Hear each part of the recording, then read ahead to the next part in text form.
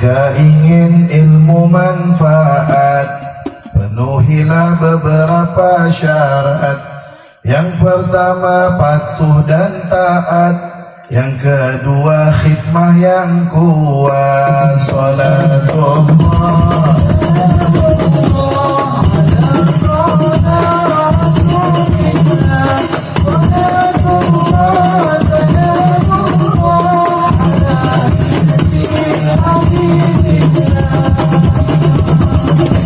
Yang ketiga akhlak yang hebat, doa orang tua keempat. Yang kelima jauhi maksiat, semoga manfaat dunia akhirat.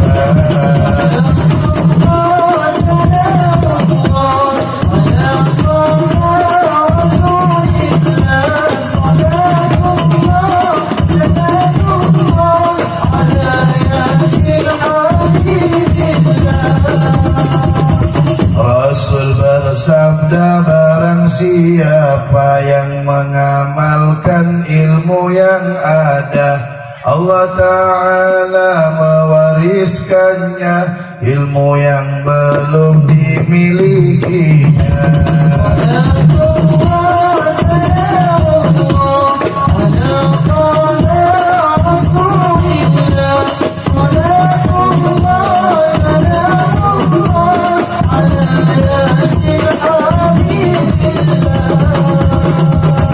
Salawat dan salam dari kami untuk sang Nabi kekasih hati dan para keluarga yang suci, juga sahabat yang diridhoi.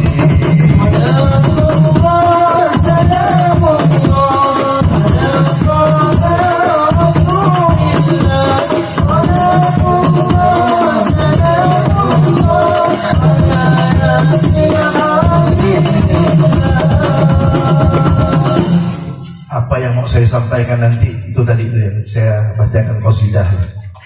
Alhamdulillah alladzi akramana bi sayyidil mursalin. Asyhadu an la ilaha illallah wahdahu la syarika lah, ilahul awwalin wal akhirin. Wa asyhadu anna sayyidana wa nabiyyana Muhammadan abduhu wa rasuluh al-mab'utsu rahmatan lil alamin.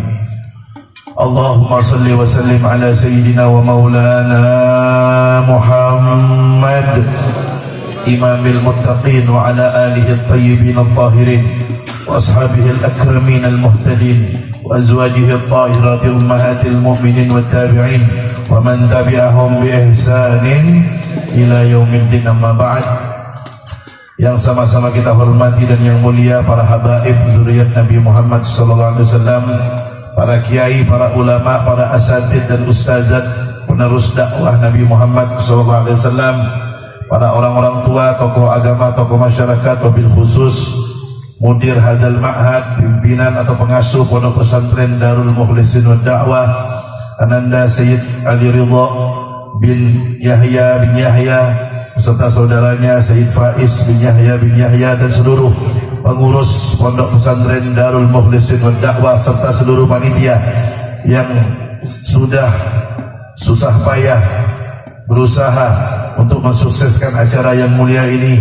Mudah-mudahan yang ikut andil dalam mensukseskan acara ini dan semua yang membantu pondok ini, semuanya diberkahi kehidupannya oleh Allah dari dunia sampai akhirat, dan semuanya menjadi kebanggaan Rasulullah SAW, dan hadirin hadirat yang hadir mendapatkan barakah dari dunia sampai akhirat. Amin Allahumma amin.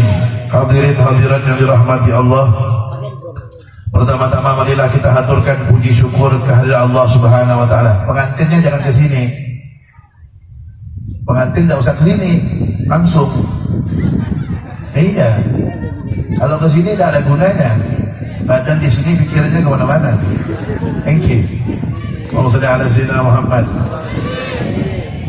Jangan lupa baca doa. Allahumma shalli ala sayyidina Muhammad. Pertama-tama marilah kita haturkan puji syukur kita kehadirat Allah Subhanahu wa taala yang melimpahkan kita nikmat-nikmat yang tak terhingga. Saking banyaknya nikmat Allah, Sehingga Allah SWT berfirman, wa in ta'uddu ni'matallahi la tuhsuha, yang artinya, dan jika kalian menghitung-hitung nikmat Allah, kalian tidak akan mampu menghitungnya. Kata para ulama, menghitung nikmat Allah saja tidak mampu, apalagi mau mensyukuri semuanya. Menghitungnya saja tidak mampu saking banyaknya. Tetapi di dalam kitab Nasaihul Ibad disebutkan, ada hadis Nabi Muhammad SAW, seorang hamba bisa dijadikan hamba yang bersyukur dan hamba yang bersabar dengan dua syarat. Hamba akan digolongkan oleh Allah menjadi hamba yang bersyukur dan penyabar dengan dua cara. Satu, kalau urusan akhirat, lihat yang di atas kita. Urusan dunia, lihat yang di bawah kita.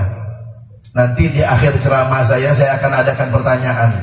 Makanya ceramah saya dengar baik-baik, catat, ingat. Yang nanti terakhir bisa jawab, angkat tangan, kita kasih hadiah. Mau laki-laki, mau perempuan, mau santri, mau tamu, mau perempuan, mau laki, mau dewasa, mau anak kecil, semuanya. Nanti kita kasih hadiah. Dua perkara yang menyebabkan orang bisa dijadikan hamba yang bersyukur dan penyabar oleh Allah, kata Nabi Muhammad. Yang pertama, kalau urusan akhirat, lihat orang yang di atas kita. Kalau urusan dunia, lihat yang di bawah kita. Apa maksudnya? Yang pertama, urusan akhirat, lihat orang yang di atas kita. Maksudnya, kalau kita sudah beramal soleh, kalau kita sudah berbuat baik, jangan sombong. Lihat orang yang di atas kita. Saya kasih contoh. Nabi Muhammad SAW itu punya seorang cicit yang bernama Sayyidina Ali Zainal Abidin, anaknya Sayyidina Husain. Itu Sayyidina Ali Zainal Abidin sehari semalam sholatnya 1000 rakaat. Sholat sunnahnya 1000 rakaat. Maka kalau kita melihat seperti itu, apa yang mau kita sombongkan? Jauh amal ibadah kita ini, tidak ada apa-apanya. Syekh Abdul Qadir Al-Jailani itu sholat subuh menggunakan wudhu isya. Maksudnya dari isya beliau ibadah tidak putus-putus sampai subuh 40 tahun. Kalau kita melihat seperti itu, apa yang mau kita sombongkan? Tidak ada apa-apanya. Imam Syafi'i kalau bulan Ramadan khatam Quran 60 kali. Satu hari 2 kali khatam Imam Syafi'i. Makanya kalau kita melihat seperti itu, tidak ada yang mau kita sombongkan dari amal soleh kita. Jauh dengan amal mereka. Itu kata Nabi, urusan akhirat lihat orang yang di atas kita. Nah kalau urusan dunia, lihat yang di bawah kita. Kita sudah berusaha mencari rezeki, kerja. Kita sudah berdoa kepada Allah. Kita sudah berserah diri, bertawakal. Tahu-tahu rezeki kita masih belum luas, hidup kita masih sederhana. Jangan protes. Terima apa yang Allah berikan. Kenapa? Lihat yang di bawah kita. Kita punya sepeda motor, alhamdulillah ada orang pakai sepeda. Engki. Kita pakai sepeda, alhamdulillah ada orang jalan kaki. Kita jalan kaki, alhamdulillah. Maaf, ada orang tak punya kaki. Yang tak punya kaki, alhamdulillah bersyukur. Ada orang di atas kasur tak bisa bergerak. Urusan dunia, lihat orang yang di bawah kita. Kenapa? Agar kita selalu bersyukur kepada Allah Subhanahu wa taala. Maka dengan dua perkara itu, kata Nabi, orang akan digolongkan menjadi hamba yang bersyukur dan menjadi hamba yang penyabar. Salawat serta salam kita haturkan kepada makhluk Allah yang paling mulia, kekasih Allah, idola kita, manusia yang paling ganteng, yang akan pertama kali masuk surga, yang kita rindu ingin berjumpa dengan beliau, yaitu Nabi kita Muhammad sallallahu alaihi wasallam. Ayo semua angkat tangannya. Mudah-mudahan kita semuanya, orang tua kita, guru-guru kita, anak istri keluarga kita, orang-orang kita sayangi, dapat syafaat Nabi Muhammad, amin. Masuk surga bersama Nabi Muhammad, amin. Dapat cium tangan Nabi Muhammad, amin. Dapat melihat wajah indah Nabi Muhammad, amin. Sebelum meninggal dunia dapat bermimpi Nabi Muhammad, amin. Dan kita akan dicari oleh Nabi Muhammad sallallahu alaihi wasallam, amin Allahumma amin. Hadirin hadirat yang dirahmati Allah, kita kalau beramal soleh, amal soleh yang kita lakukan itu akan menjadi bekal kita masuk kubur. Tapi amal soleh yang kita lakukan itu akan putus semuanya, tidak bisa ikut untuk kita lakukan lagi di dalam kubur. Kita sholat, kita puasa, kita zakat, haji, umroh dan lain sebagainya, baca Quran, kita meninggal dunia, itu semuanya putus. Itu akan ikut kepada kita dalam kubur, tapi sudah tidak bisa kita lakukan lagi di dalam kubur. Tak bisa kita dalam kubur sholat lagi, tak bisa kita dalam kubur baca Quran, semuanya putus. Apa kata Nabi Muhammad? Idza mata ibnu Adam inqata amaluhu illa min thalas. Apabila manusia meninggal dunia, semua amalnya putus kecuali 3. Shadaqatin jariyah, aw ilmin yuntafa'u bih, aw waladin shalihin yad'u lah. 3 yang tidak putus. Makanya ingat, orang kaya yang sebenarnya adalah orang yang ketika nafasnya putus tapi amal baiknya mengalir terus. Siapa itu? Ya ini. Satu kata Nabi yang tidak putus, masuk kubur pahalanya terus mengalir. Amal jariah, nyumbang pondok dakwah, nyumbang masjid, selama bangunannya masih digunakan untuk kebaikan, walaupun dia sudah berada dalam kubur, selama itu juga akan terus mengalir pahalanya. Makanya saya ingatkan bapak-bapak, ibu-ibu, harta yang Allah titipkan itu kalau sampean simpan-simpan, itu bukan punya sampean, bukan. Sampean meninggal dunia itu nanti menjadi harta ahli waris. Makanya ibu-ibu jangan bangga punya emas yang banyak-banyak, jangan bangga. Kalau sampean punya emas banyak, gelamnya sampai siku-siku, kalungnya 2 kilo, jangan bangga. Kenapa? Kalau sampean mati masuk kubur, suaminya paling nangis cuma 3 hari. Selesai tahlil 7 hari, suaminya mulai menjeling kanan kiri, nginting. Siapa calon yang baru? Selesai tahlil 40 hari, selamat, suaminya nikah dengan wanita yang baru. Emas-emas sampean yang dulu dibangga-banggakan sudah menjadi milik istri yang baru. Sampean nangis dalam kubur sudah tidak ada gunanya lagi. Enggi. Makanya jangan bangga dengan emas yang banyak-banyak. Ambil, sumbangkan ke pesantren, ambil, sumbangkan ke masjid, ambil, sumbangkan ke madrasah, ambil, sumbangkan ke panti asuhan, sampai masuk kubur, itu akan mengalir terus pahalanya, menjadi orang kaya yang sebenarnya. Yang kedua kata Nabi Muhammad, au ilmin yuntafa'u bih, yang tidak putus ilmu manfaat yang diajarkan, ngajar ngaji, ngajar orang sholat, ngajar orang wudu yang benar. Selama ilmunya masih digunakan, selama itu juga pahalanya mengalir terus. Beb, saya tidak bisa ngajar, Beb. Saya orang bodoh, gampang. Kalau sampai tidak bisa ngajar, ajak orang itu untuk pergi ke majelis taklim. Bro, di situ ada majelis taklim, ada kiai, ada habib, ada ustadz, ada syekh yang ajar. Ayo kita pergi ke majelis taklim. Dia belajar, dia dapat ilmu agama. Gara-gara sampean yang mengajak, dia amalkan itu ilmu agamanya, sampean dalam kubur pahalanya terus mengalir. Itu ilmu yang manfaat. Nah, ini yang ketiga nih. Awaladin salihin yad'una, atau anak yang soleh yang mendoakan orang tuanya. Orang tuanya di dalam kubur, anaknya berdoa, pahalanya terus mengalir, menjadikan sebab orang tuanya bahagia dalam kuburnya, tidak tersiksa. Makanya kalau ada orang berdoa, Allahumma ighfir lil muslimina wal muslimat wal mu'minina wal mu'minat, itu orang kubur rebutan. Tapi orang-orang yang punya anak di dunia yang mengirimkan doa khusus untuk orang tuanya, maka orang tuanya dalam kubur tidak ikut-ikut rebutan. Kenapa? Dapat kiriman khusus dari putra-putri yang soleh dan solehah. Beb, saya kepengen, Beb, putra-putri saya jadi anak yang soleh-soleha. Kalau kepengen, apalagi zaman sekarang, masukkan anaknya ke pesantren. Kalau zaman dulu lain, Bu, Pak. Kalau zaman dulu, Orang tua dulu walaupun tidak berada di pesantren, tapi akhlaknya Masya Allah. Kalau sekarang tidak masuk pesantren, ngeri. Banyak anak yang sudah berani bunuh orang tuanya. Banyak anak yang sudah berani maki orang tuanya. Udah tidak ada takutnya, tidak ada sopan santunnya. Lain anak dulu dengan anak sekarang.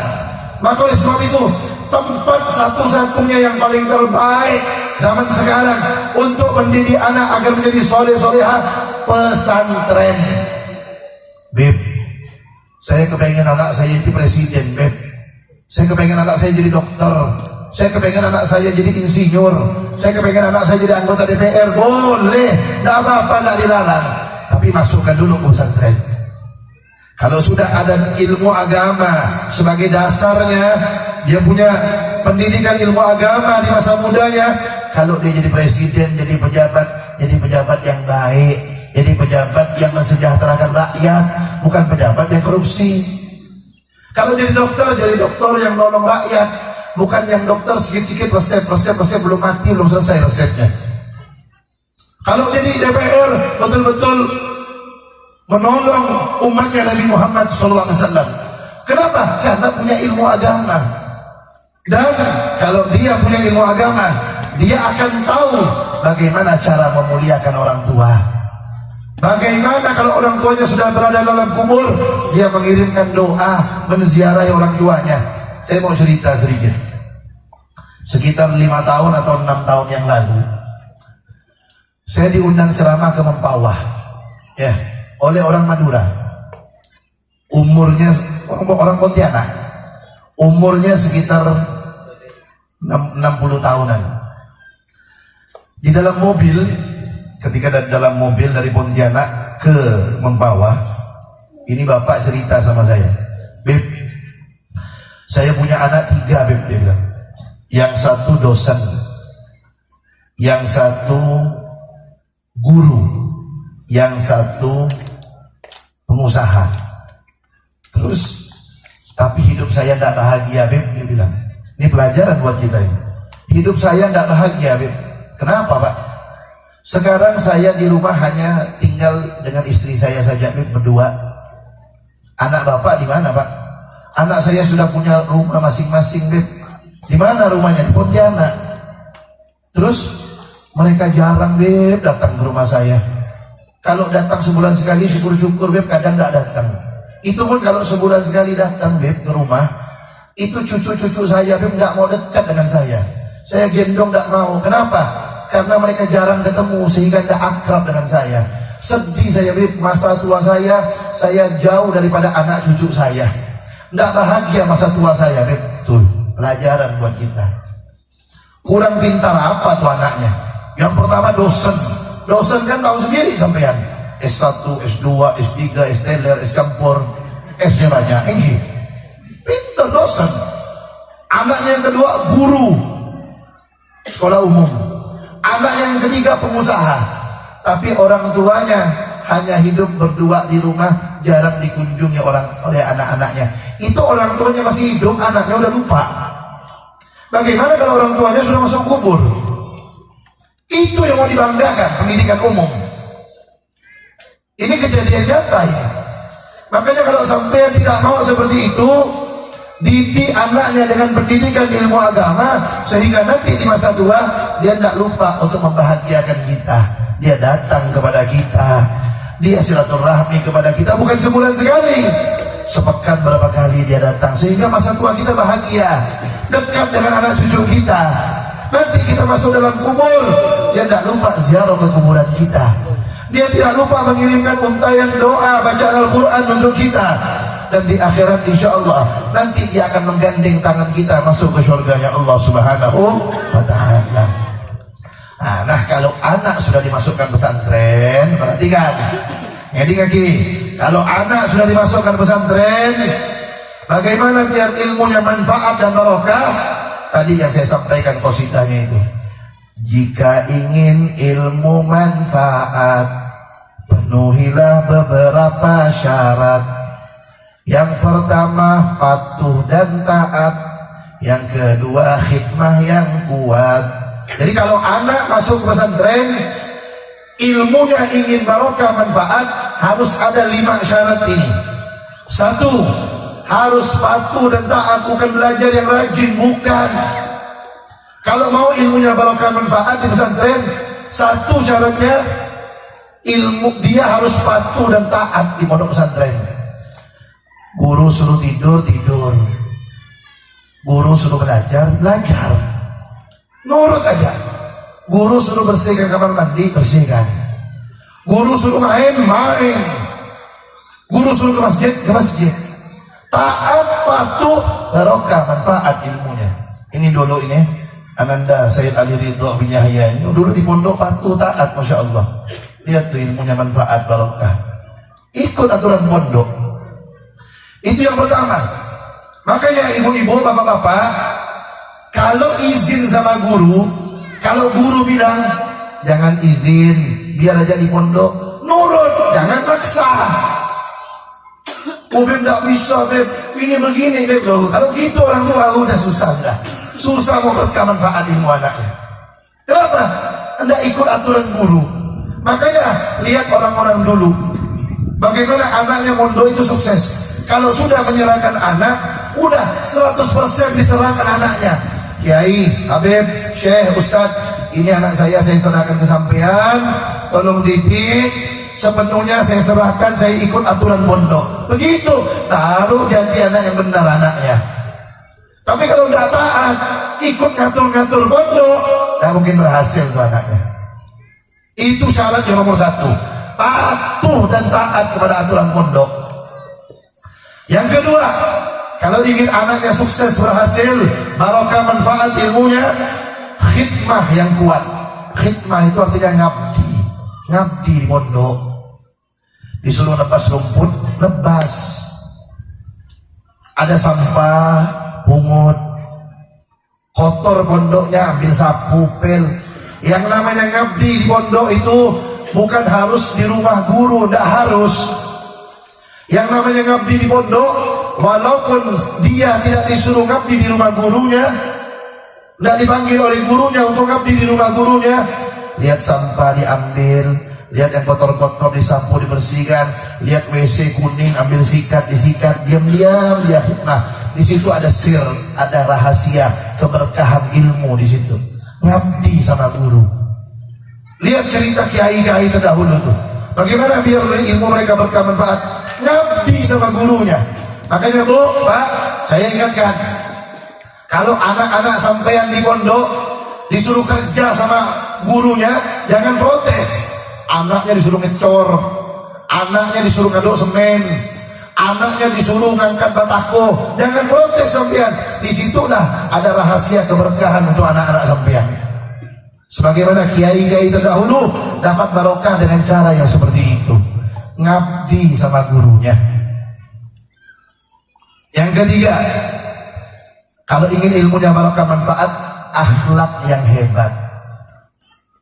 Akhlak ini bukan begini aja Bu, Pak. Akhlak bukan cuma begini, kalau depan guru begini. Bukan cuma itu akhlak. Akhlak itu harus zahir batin. Badannya akhlak, hatinya juga akhlak. Ini saya mau cerita. Dulu ada seorang ulama besar, namanya Imam Nawawi. Ya, Imam Nawawi itu sampai sekarang kitabnya masih dibaca. Banyak kitab karangannya. Arba'in Nawawi itu hadis, itu karangan, itu susunan beliau tuh.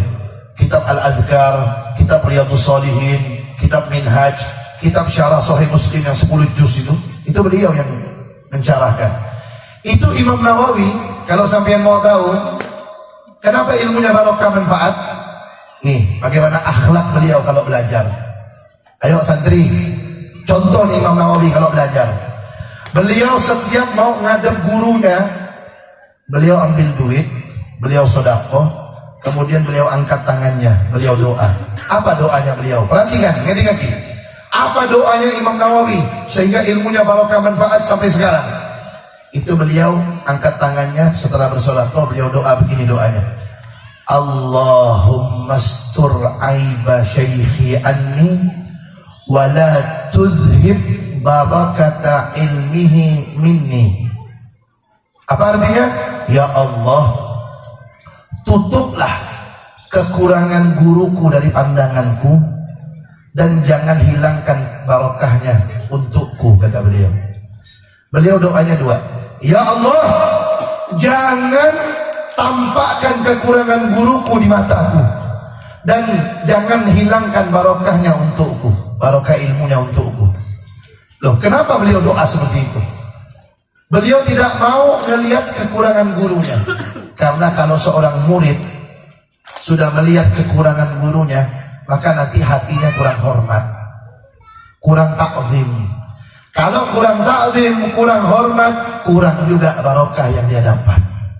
Maka ingat, barokah dan manfaat untuk seorang murid tergantung bagaimana penghormatan dan pengagungan kepada gurunya. Makin banyak hormat dan pengagungan dan yakinnya kepada gurunya, makin besar juga barokah dan manfaat yang dia dapat. Makanya Imam Nawawi itu saking tidak mau melihat kekurangan gurunya, sampai beliau bersedekah dan berdoa jangan sampai melihat kekurangan gurunya. Ini kadang-kadang santri sekarang kekurangan guru, jadi cari-cari, perhatikan mana ya kekurangan guru saya ya, gimana mau barokah ilmunya. Tuh Imam Nawawi saking tidak mau melihat kekurangan gurunya, sampai sedekah. Setiap mau belajar sama gurunya sedekah, doa, Allahumma astur aiba syekhi anni wa la tuzhib barakata ilmihi minni. Ya Allah, jangan kau perlihatkan kekurangan guruku di mataku, dan jangan hilangkan barakah ilmunya untukku. Sampai begitu berdoa, karena beliau takut ilmunya tidak barokah. Makanya jaga akhlak di hadapan guru. Selain badannya akhlak, hatinya juga akhlak. Ini kadang-kadang badannya akhlak, guru lewat nunduk, tapi dalam hatinya suudzon, prasangka buruk dengan gurunya. Hatinya tidak hormat, hanya badannya yang hormat, sementara hatinya tidak hormat sama gurunya, tidak ada manfaatnya.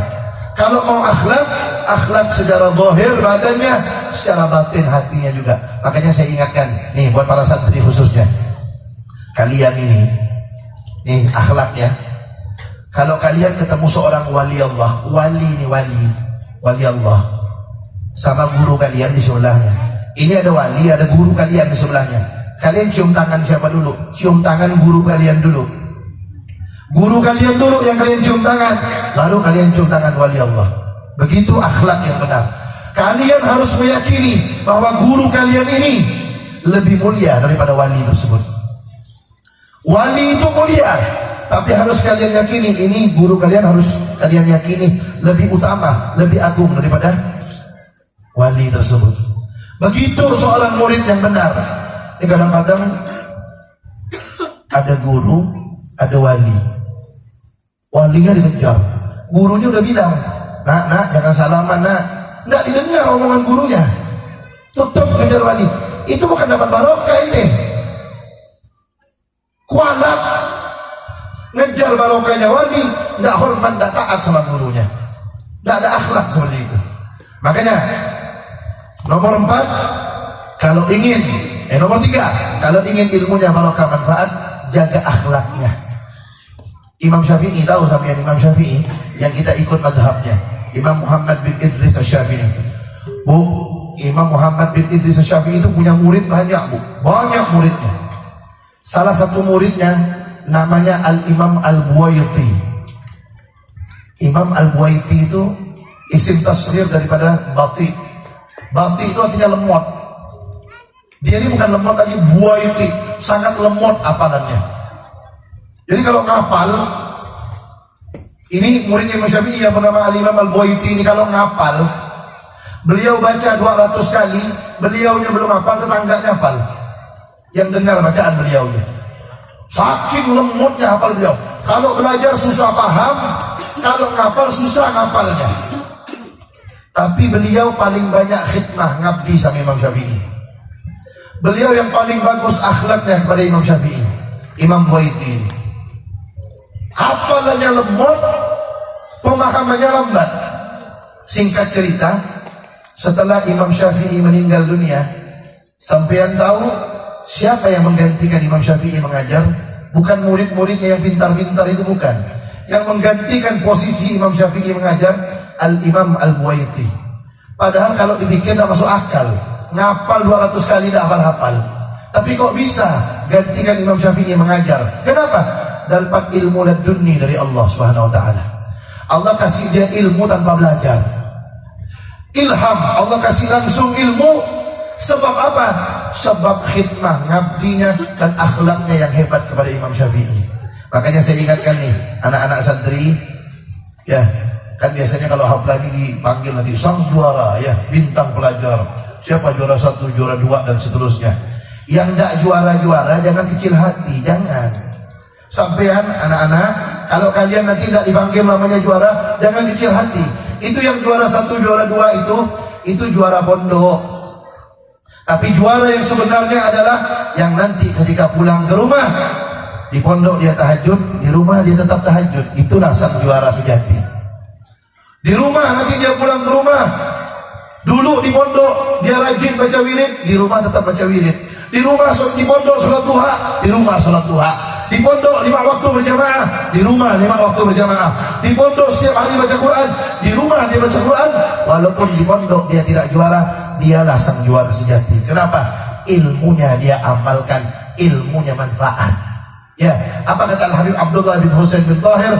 Al-ilmu khasyah kulluh yu'raf bidzaka ahluh.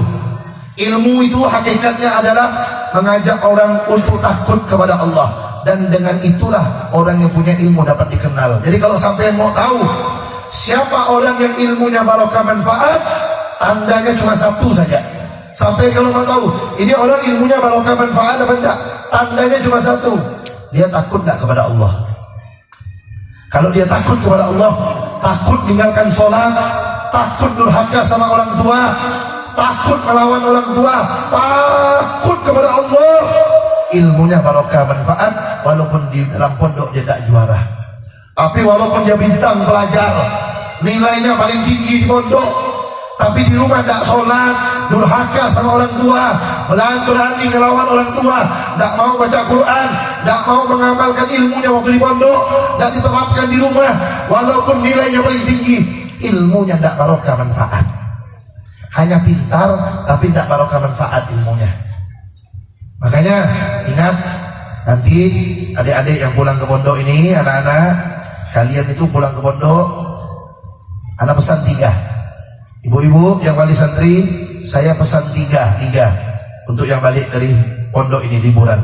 Pesan yang pertama, ingat baik-baik, ketika pulang ke rumah amalkan ilmunya. Kalau mau tahu ilmunya barokah manfaat, kalau kalian amalkan berarti barokah manfaat. Itu pesan pertama, amalkan ilmunya. Yang kedua, kalian nanti pulang ke rumah, jadikan kesempatan untuk ngabdi sama orang tuanya.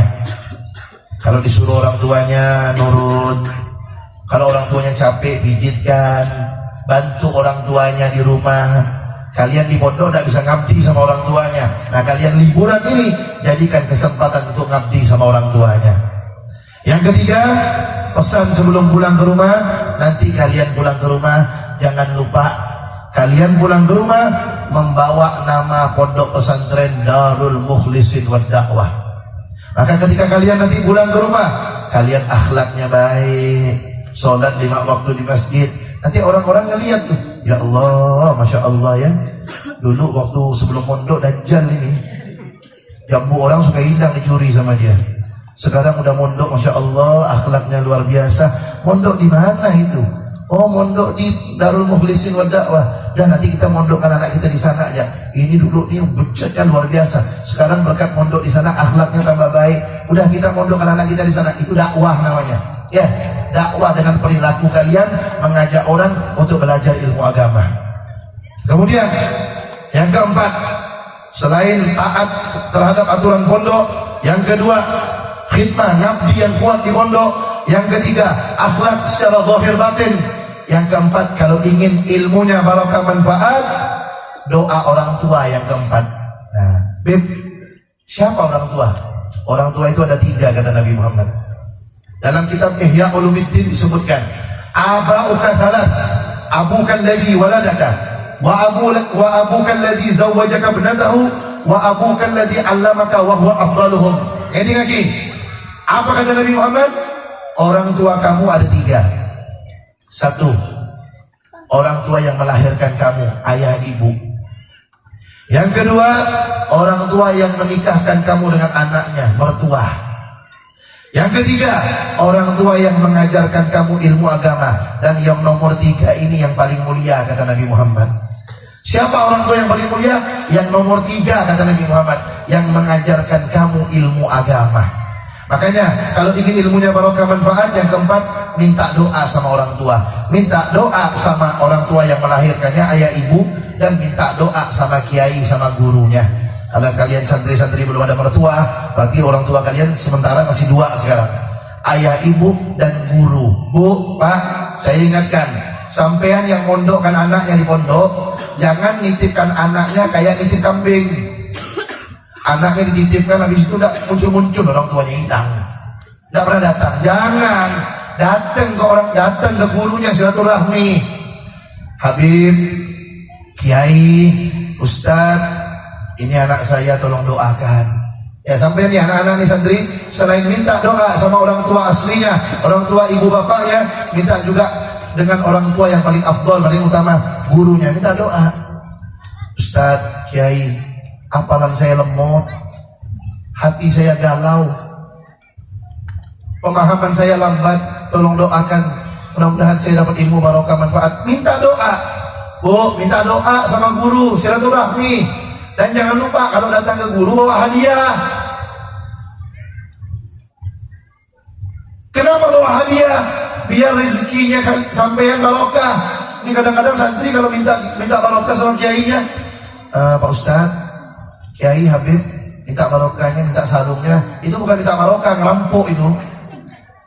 Sampean kalau minta barokah sama kiai, kalau minta barokah sama guru, sama ustadz, sampean datang bawa sarung. Kiai, ini sarung buat sampean. Kiai, ini gamis buat sampean. Kiai, ini sorban buat sampean. Nanti gamisnya dipakai sholat kan barokah rezekinya. Nanti sarungnya dipakai sholat kan barokah rezekinya. Nanti sorbannya dipakai sholat kan barokah rezekinya. Gitu kalau cari barokah. Kiai ini dikasih hadiah, bukan sampean yang minta hadiah sama kiai.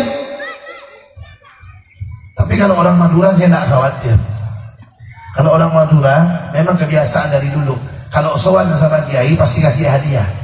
Nah, itu adat yang baik, itu kebiasaan yang baik, sehingga dengan sebab itu insya Allah rezeki kalian tambah barokah.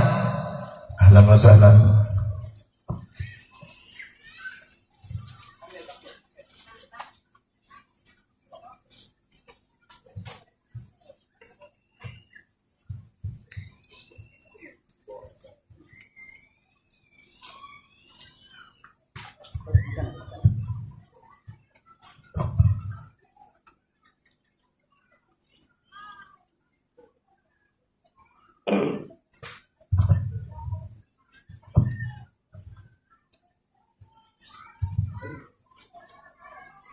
Doakan mudah-mudahan Habib Hasan Al-Haddad panjang umur, sehatul afiat. Allah mudahkan urusan beliau dunia sampai akhirat. Amin Allahumma. Allahumma shalli ala sayyidina Muhammad. Duduk. Jadi yang keempat, kalau ingin ilmu anaknya barokah manfaat, minta doa sama orang tuanya, termasuk guru, orang tua yang paling afdal kata Nabi Muhammad. Datang Bu, Pak. Ini kadang-kadang mohon maaf, ada orang tua dari mulai anaknya masuk pondok sampai anaknya keluar, ketemu sama gurunya cuma 2 kali. Pertama mengantarkan anaknya ke pondok, 6 tahun ke depan pamitan anaknya ke pondok. Selama 6 tahun tidak pernah silaturahmi sama gurunya. Ini bukan sekolah umum, ini pesantren. Datang ke gurunya, bawain hadiah biar barokah. Gurunya tidak ngarep hadiah, tapi sampean biar hartanya barokah, kasih hadiah buat guru semampunya. Itu yang diajarkan oleh orang-orang soleh terdahulu, dan itu harus dilestarikan. Jaga hubungan kita dengan guru yang mendidik anak kita. Itu yang keempat. Yang kelima, kalau ingin anaknya ilmunya barokah dan manfaat, jauhi maksiat. Ya, makanya nih buat santri-santri, jangan dulu kenal pacar-pacaran. Jangan. Kalau nanti sudah selesai mondoknya, sudah cukup umurnya, jangan pakai pacaran. Siapa yang dituju, oh itu datang ke rumahnya, lamar langsung nikah. Makanya jangan maksiat. Kalau kenal perempuan maksiat, jangan harap. Ilmunya barokah, manfaat, akan cepat hilang tuh ilmunya. Sampai yang tahu Imam Syafi'i. Imam Syafi'i itu kalau belajar tidak perlu ngapal, saking kuatnya hafalan beliau. Jadi beliau Imam Syafi'i itu kalau baca kitab, baca sebelah kanan, yang kiri ditutup. Kenapa ditutup? Karena kalau dibuka kelihatan langsung masuk. Jadi beliau kalau baca satu kitab hanya hitungan menit saja langsung hafal semuanya. Baca kanan, kiri tutup. Baca kiri, kanan tutup. Terus masuk. Tidak perlu dibaca, cuma dilihat langsung masuk tuh hafalannya. Saking kuatnya hafalan Imam Syafi'i itu. 7 tahun hafal Quran, 10 tahun hafal kitab hadis Al-Muwatta, segini kurang lebih tebalnya. 15 tahun jadi mufti Imam Syafi'i. Tapi pada suatu hari beliau bilang kepada gurunya, salah satu guru beliau namanya Waqi'. Apa kata beliau? Syakautu ila Waqi' su'a hifdhi fa arsyadani ila tarkil ma'asi fa akhbarani bi anna al-ilma nurun wa nurullah la yuhda lil 'asi. Apa kata beliau? Saya mengadu kepada guruku yaitu Imam Waqi'. Hafalanku susah, kata Imam Syafi'i. Jadi Imam Syafi'i itu pada suatu hari hafalannya susah, Bu, Pak. Kemudian apa kata beliau? Maka guruku mengajarkan kepadaku untuk meninggalkan maksiat dan memberitahu kepadaku bahwasanya ilmu adalah cahaya, dan cahaya Allah tidak akan diberikan kepada orang yang maksiat. Makanya yang belajar ilmu agama ini khususnya, kalau ingin hafalannya kuat, pemahamannya hebat, ilmunya berkah manfaat, yang kelima, pandangan mata dijaga, mulut dijaga, telinga dijaga, anggota badan dijaga. Jangan bermaksiat, jangan melanggar perintah Allah SWT. Dengan itu akan dimudahkan oleh Allah untuk menghafal, akan dimudahkan oleh Allah untuk memahami pelajaran, dan akan Allah anugerahkan ilmu yang barokah dan manfaat. Saya ulangi 5 perkara tadi itu, ya. Kalau ingin ilmunya barokah manfaat, 1, patuh dan taat kepada aturan pondok. Yang kedua, khidmah yang kuat, ngabdi di pondoknya. Yang ketiga, akhlak yang hebat, zahir batin, harus akhlak sama guru-gurunya. Yang keempat, minta doa selalu kepada orang tua. Yang kelima, jauhi perbuatan maksiat. Dengan itu insya Allah ilmunya barokah manfaat dari dunia sampai akhirat. Amin Allahumma amin. Sebagaimana yang saya janjikan tadi, insya Allah di akhir ceramah saya akan memberikan hadiah bagi siapa yang bisa jawab pertanyaan saya. Yang pertama, yang bisa jawab angkat tangan. Tadi di pertama ceramah saya sebutkan Nabi Muhammad SAW mengajarkan ada 2 cara yang akan menyebabkan seseorang itu digolongkan oleh Allah menjadi hambanya yang bersyukur dan hambanya yang sabar. Apa 2 cara tersebut? Yang bisa jawab angkat tangan. Nah itu tuh, yang baju abu-abu. 2 cara kata Nabi Muhammad, hamba akan digolongkan menjadi hamba yang bersyukur dan hamba yang sabar. Iya. Namanya siapa? Junaidi. Junaidi. Sudah berkeluarga? Belum. Belum berkeluarga. Mudah-mudahan dapat jodoh yang baik-baik. Amin. Ya, Junaidi. Bu, Junaidi belum kawin, Bu. Ji, baca. Junaidi. Dari mana Junaidi? Dari Parit Bangka. Dari Parit Bangka, Bu. Junaidi orang soleh, Masya Allah. Ganteng, Bu, Masya Allah. Junaidi, jawabannya? Jawabannya yang pertama, kalau urusan akhirat itu melihat yang ke atas, di atas kita, orang yang di atas kita. Iya, terus yang kedua, kalau untuk urusan dunia melihat orang yang di bawah kita. Masya Allah. Allahumma sholli ala sayyidina Muhammad. Kemudian pertanyaan kedua nih hadiahnya. Nah, pertanyaan kedua, bagaimana caranya agar ilmu anak berkah dan manfaat ketika mondok? Ada 5 cara, sebutkan yang bisa. Antum yang pakai kopiah rajutan tuh. Itu.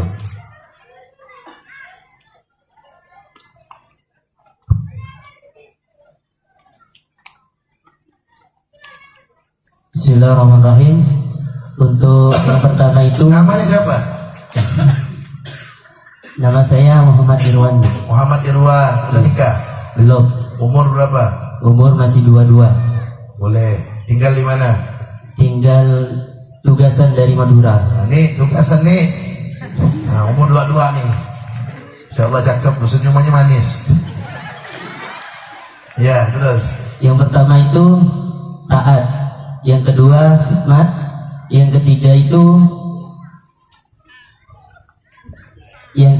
akhlak, Iya. yang keempat itu minta doa kepada orang tua, yang kelima menjaga maksiat. Masya Allah, Allahumma shalli ala sayyidina Muhammad. Iya. Pertanyaan terakhir, yang ketiga. Tadi saya cerita tentang Imam Nawawi. Bagaimana Imam Nawawi itu sebelum ketemu gurunya, beliau sedekah dan berdoa. Apa doanya Imam Nawawi itu? 2. Oh ini sampean, Masya Allah. Saya ras mana? Samsul Arifin. Mikrofon. Samsul Arifin. Belum kepoterana. Kami Samsul Arifin dari Palembangka. Anak saya sudah 3. Mudah-mudahan soleh-soleha. Amin, Sakinah, mawaddah, rahmah. Amin. Doanya Imam Nawawi ketika mau menghadap gurunya ketika belajar. Yang pertama itu sedekah, plus beliau berdoa, Allahumma astur aiba syekhi anni wa la tulhi barakata ilmihi ini. Artinya apa tuh? Ya Allah, tutuplah aib celah guruku dari kami dan janganlah hilangkan barokah ilmunya dari kami. Masya Allah, Allahumma shalli ala sayyidina Muhammad. Ya, mudah-mudahan barokah manfaat semuanya. Terakhir penutup kita mintakan doa kepada guru kita Buya Habib Hasan bin Mustafa Al-Haddad. Sekian dari saya, kurang lebihnya mohon maaf. Hadani Allah wa iyyakum ila siratal mustaqim. Assalamualaikum warahmatullahi wabarakatuh. Bismillahirrahmanirrahim. Rabbil alamin. Allahumma shalli ala sayyidina Muhammadin wa ala alihi wasallam. Allahumma ij'al auladana wa talamidana wa dhurriyyatina wa talibatina minal ulama'il 'amilin الراسين في العلم واليقين من المتكلمين بدعاء سيد المرسلين ومن دعاة المخلصين وصلى الله على سيدنا محمد وعلى اله وسلم والحمد لله رب العالمين.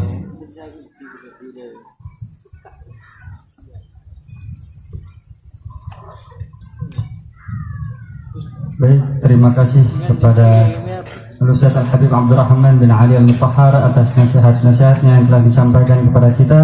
Semoga apa yang disampaikan oleh beliau bisa kita amalkan di kehidupan kita sehari-hari dan bermanfaat untuk kita semua. Amin ya rabbal alamin. Begitu juga terima kasih kepada Abuya Al-Habib Hasan bin Mustafa Al-Haddad atas bacaan doanya. Semoga dikabulkan untuk kita semua. Amin ya rabbal alamin. Demikian dengan dibacakannya doa, selesailah acara kita hari ini. Saya selaku pembawa acara mohon pamit undur diri.